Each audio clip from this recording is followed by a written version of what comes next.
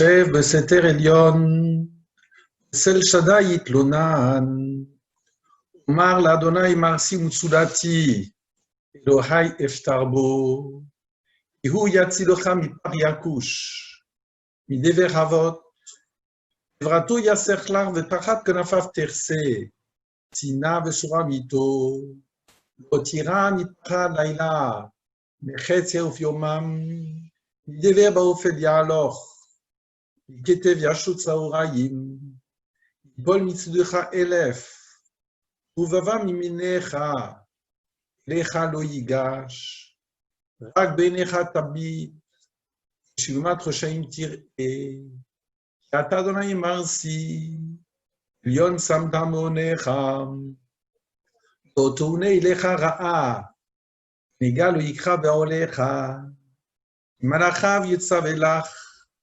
ישמורך בכל דרכיך, על כפיים שונאך, על תיגוב אבן רגליך, על שחל ופתית תדרוך, תרמוס כפיר ותנין, הביא חשק ואפלותהו, אז הגבהו כי ידע שמי, יקחה עיני ועיניהו, עמו אנוכי בצרם, החלצו ואכבדהו, אורך ימים יסביהו ואחיו בישועתי, אורך ימים יסביהו, אחיו בישועתי.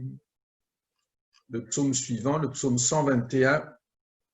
Shir la malot, Esaena elearim, Miayin yavo Ezri, Ezri meim Adonai, Ose shamayim va'aret, Aliten amot raglecha, Al yanum shomrecha, Hine lo yanum velo yishan, Shomer Yisrael, Adonai shomrecha, Adonai tzilecha al yad yaminecha, Yomam hashemesh lo yakeka, Yaria balayla, Adonai yishmorcha mikol ra, Yishmor et nafshecha, Adonai yishmor tzetecha uvoecha, Mi'ata ve'ad olam.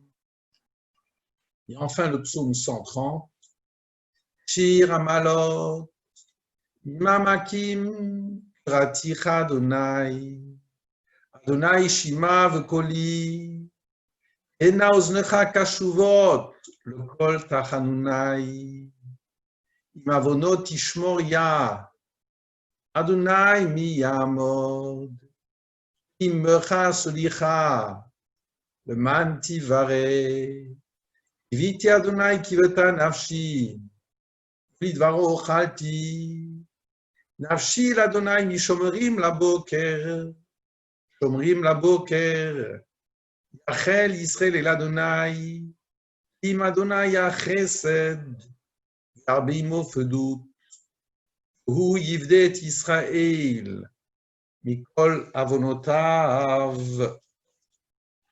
Voilà. Et donc maintenant le Misheberach pour nos malades.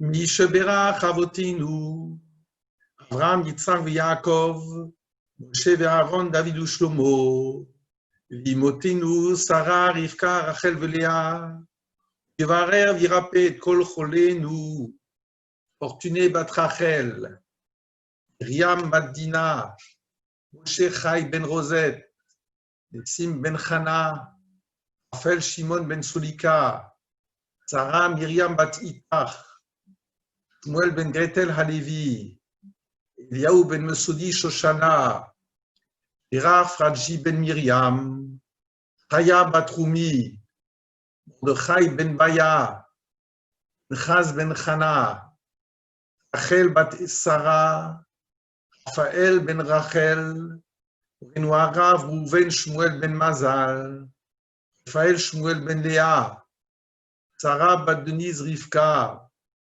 Shimon ben Rivka, Yaakov Yitzhak Baruch ben Alice Aisha, Jonathan ben Sarah, Michal bat Sarah Naomi, David ben Sultana, Azokukim lirufua shleima, Ba'avu she'anu mitpalim ba'adam, Yisraze HaKadosh Baruch Hu yomale rachim alehem, ve'achal imam, rapotam, והחזיקם ויחיותם, ישלח להם והרה רפואה של מהשמיים, אל נא רפנה להם, אל נא רפנה להם, אל נא רפנה להם, עם כל חול ישראל, רפואת הנפש ותו הגוף, השתה באזן קריב, ונאמר אמן.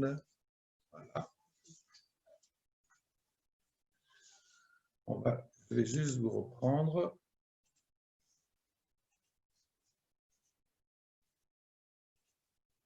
Voilà. Alors, juste un mot sur la Sidra. Je vous dirais très franchement que j'ai été passionné cette semaine par un des problèmes de la Sidra, d'une des deux Sidrotes. Alors voilà, le contexte est le suivant. Le contexte, c'est qu'il y a, vous savez très bien qu'il y a les filles de Moab, du Midian, qui ont séduit les enfants d'Israël. Les enfants d'Israël ont fait de l'idolâtrie et ils ont eu des rapports physiques avec ces filles-là. Dans la Sidra qu'on va lire demain matin, eh bien, on voit qu'il y aura une bataille, une sorte, entre guillemets, de vengeance, j'avais dit combien le terme est inadéquat, contre les Midianim. Là, il y aura mort, naturellement, du côté ennemi. Lorsque les enfants d'Israël reviennent, eh bien, ils reviennent avec les filles de Midian. Ils ont laissé vivre. Et Moshe Rabbeinu, lorsqu'il voit ces filles qui étaient responsables à la fois de cette séduction et à la fois d'avoir poussé nos ancêtres à l'idolâtrie, il se met en colère. Et le texte est très précis, je vous le lis. Moshe al-Pekudei Chayil. Donc Moshe se met violemment en colère contre les troupes, Saré alafim et Saré ameot, Habayim mitzvah milchama, ceux qui sont revenus de l'armée. Yomer alehem Moshe, hachiitem kol nekeva. Et donc, dans le chapitre 31, il y a Moshe qui leur demande, vous avez laissé vivre les femmes. En hena hayu livnei Yisrael bidvar bilam, limsor ma'al b'Hashem. Ce sont elles qui ont provoqué cette ignominie suite au conseil de Bilam. Et donc, il y a eu cette pandémie, il y avait 24 000 juifs qui sont morts. Et voilà. Là-dessus, il y a Rashi qui nous dit la chose suivante. À propos du verset suivant, et le verset suivant introduit leçon d'Elazar à Cohen, donc celui qui avait pris la succession de son père, puisque Aaron est mort. Elazar à Cohen parle d'une leçon particulière, à savoir la façon dont on chérise des objets qu'on a acquis chez les non-juifs. La règle du liboun que l'on fait donc souvent la veille de Pessah, c'est de notre sidra qu'on apprend. Ce qui est passé par le feu doit être de nouveau ébouillanté, etc., etc. Alors, Rashi, sur cette juxtaposition, à la fois de la colère de Moshe, à la fois de la leçon de l'enseignement de Elazar à Cohen, nous dit la chose suivante, et je vous lis le Rashi. Yomer Elazar à Cohen, le fils Sheba Moshe l'ichlal ka'as, comme Moïse s'est mis en colère, Balichlal Taout, bien, a commencé à faire une erreur. Alemu mimenu ilchot geoulé nochim, à savoir, il a oublié toutes les règles de la cachérisation. Prena tamotse bishmini la milouim, Rashi continue son travail, nous disant que plusieurs fois, on voit Moïse qui s'est mis en colère. Par exemple, lorsqu'il y a eu Nadav et Avihu qui sont morts parce qu'ils ont amené un feu étranger, eh bien, Moshe a eu accès de colère. où il y a eu d'autres moments avec les filles de Tsolophrade. Chaque fois, il a été puni en oubliant un halakha, une prescription. Digne. Alors, la colère est punie par le fait d'oublier une règle de conduite. Ce qui m'a beaucoup intéressé, c'est une leçon du Shla Kadosh, d'un de nos commentaires. Et ce commentaire s'interroge sur le motif de la colère de Moshe. Et voilà ce qu'il nous dit, le texte devant les yeux. Sauf Moshe al-Pugud et Chayil, et donc Moshe s'enflamme contre les armées qui ont laissé les femmes. Eh bien voilà ce qu'il dit, le cachet, difficulté du texte. Erkatsav alehem, bouletsiva alehem, zela rokol nokeva. Pourquoi Moshe se met en colère alors que lorsque vous regardez le chapitre 31 des Nombres de Bamidbar, vous ne voyez jamais Moshe a donné des instructions lorsqu'ils partiront en guerre, en bataille. Alors, il se met en colère, il n'avait donné aucune instruction. Réponse du Shla, Yesh lomar, Adavar hazeh noten hasechel me'atzmo bli tzivui. Parce qu'en réalité, Moshe n'a pas donné d'instruction, à savoir de supprimer certaines personnes qui étaient responsables directement de notre pandémie, parce que pour lui, ça allait de soi. Le sechel, l'intelligence humaine, était là. Moshe s'est dit, puisque ce sont ces personnes-là qui sont responsables, je n'ai pas moi besoin de dire à l'armée de les supprimer. Donc, nous dit le Shla Kadosh, c'est la raison pour laquelle Moshe se met en colère. Pourquoi? Je prends ces mots.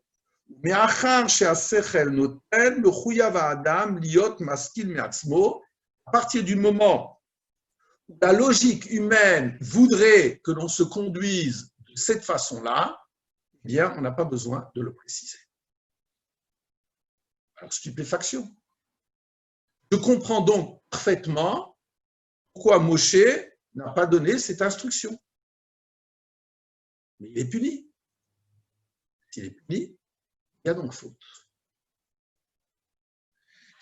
Et alors, c'est la raison pour laquelle, avec des amis, nous avons retravaillé sur certains livres d'éthique juive qui travaillent sur le sens de la colère. Est-ce que dans la vie, on se met en colère? Ou plutôt, est-ce qu'une colère peut engendrer une telle problématique telle que nous le voyons dans notre sidra? Mais finalement, c'est justifié. Reprenons l'histoire. Moshe Rabbeinu avait des gens responsables en face de lui, des gens qui l'envoient à la guerre. Alors je comprends parfaitement qu'il ne leur donne pas des instructions. Les autres, avec leur intelligence, doivent savoir ce qu'ils doivent régler. Pourtant, Moshe sera puni. Le Siftei Chaim, un auteur de notre monde moderne, a un chapitre sur ce qu'on appelle le kaas, la colère. Vous savez très bien, c'est un terme de la Gemara que vous connaissez tous. Un homme est testé dans trois choses: le kisso, le kaaso, le koso. C'est facile à retenir. Kisso, kaaso, koso. À savoir, un homme est testé, le kisso, kiss, c'est la poche. Donc on lui demande de donner. Le fera-t-il avec générosité ou au contraire en ronchonnant? Kaaso, kaas, c'est la colère. Au moment où un homme sort de ses gonds, eh bien là, il ne se maîtrise plus. Koso, os, c'est au moment où l'homme boit. Dans ces trois situations, il est en état second. Là, il n'a plus la maîtrise forcément de sa propre personne. Isso, Asso, So. Ici, Moshe s'est mis en colère. Alors, j'ai discuté avec un professeur, aujourd'hui longuement, sur ces situations-là. Bien un père, nous avons le bonheur, la plupart d'entre nous, d'être parents. Est-ce qu'on se met en colère contre un enfant? Plutôt, la formulation n'est pas adéquate. Est-ce que je me mets en colère contre mon enfant parce qu'il a un manque de maturité? C'est notre contexte. Est-ce que je me mets en colère contre mon enfant parce qu'en réalité, c'est ma propre image qui a ce qu'on appellerait en hébreu un gam, qui est défaut. C'est-à-dire que mon enfant, quelque part, la suite, et à partir du moment où il trébuche, eh bien, c'est moi-même qui me sens humilié. C'est exactement ce qui s'est passé. Un enfant à la maison et à l'âge adulte, c'est exactement le même problème. Mon enfant, 10 fois, se balance sur sa chaise dans la cuisine. Je lui dis, arrête de le faire, tu vas tomber. Naturellement, il me désobéit. Il y a Marcel qui sourit. Elle connaît cette histoire-là. La 11e fois, il se casse la figure. Pardon? Aux enfants, on ne dit rien. Il y a ma prof à côté de moi. La 11e fois, je l'engueule. Vous voyez, déjà une histoire de couple. D'accord? Je l'engueule. Mais ce qui est très intéressant, c'est de savoir pourquoi est-ce que je l'engueule. Est-ce que je l'engueule parce qu'il s'est, excusez-moi du terme un peu trivial, parce qu'il est tombé, au contraire, parce qu'il m'a désobéi, ce qui est tout à fait autre chose. C'est-à-dire que c'est de nouveau mon image qui est écornée, donc je réagis. C'est nos maîtres nous forcent à nous interroger sur cette notion du kaas, de la colère. La colère, nous dit le Siftei Chaim, c'est un dérivé de l'orgueil. Je suis centré sur ma propre personne. J'ai une image que je veux donner de moi-même dans toutes les circonstances de la vie, à l'intérieur de la famille, à l'intérieur de mon couple, à l'intérieur de ma communauté, à l'intérieur de ma vie. À partir du moment où cette image est écornée, je me mets en colère. Donc, ce n'est pas tant l'autre, l'enfant, l'élève, l'ami est touché, ma propre image est écornée. Et ce prof m'a raconté, aujourd'hui, je trouvais ça très intéressant. Un professeur, dans sa classe, doit toujours avoir la maîtrise de soi-même devant les élèves. Et quelquefois, les élèves le pousseront à bout. M'a dit ce prof, le jour où lui-même se mettra vraiment en colère, il sera disqualifié toute l'année devant ses élèves. Totalement disqualifié. Il a été porté à bout, il n'a pas eu la maîtrise de sa personne, eh bien on sait quelque part qu'on a une maîtrise sur lui-même, que lui n'a pas la maîtrise de sa propre personne. Alors donc, directement, je vous laisse avec ces réflexions-là. Je me permets juste de vous dire que la Gemara est très sévère par rapport à des gens colériques. Ça existe. Les gens colériques, et ça aboutit quelquefois à la violence. Eh bien, la Gemara nous dit très clairement que la kohes keilu oved avodah zara, celui qui se met violemment en colère, c'est comme s'il faisait de l'idolâtrie. Ce n'est pas se prosterner devant une statue. Non, c'est avodah zara, c'est de servir quelqu'un d'étranger à sa propre personne. Voilà. n'a plus la maîtrise de lui-même. C'est ce que je voulais peut-être très simplement, comme réflexion, vous proposer cela. Vous pouvez travailler ce sujet-là sans vous mettre en colère et en parler avec votre compagnon. Shabbat Shalom à tout le monde. Shabbat Shalom, merci. Shabbat Shalom. Et dimanche matin, non, dimanche matin, il n'y a pas de cours.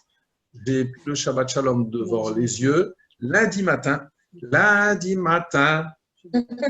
Monsieur Doraï, d'accord? Lundi soir, donc il y a Marcel qui a fait les mêmes colos que moi. Lundi matin, Shabbat Shalom.